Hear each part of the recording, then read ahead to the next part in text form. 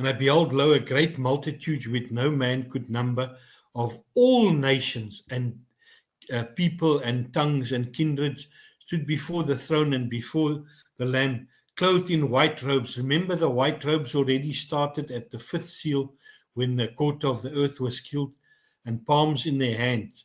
And they cried with a loud voice, saying, Salvation to our God, which sits on the throne. See, he's still seated, and unto the Lamb. So that's Father and Son.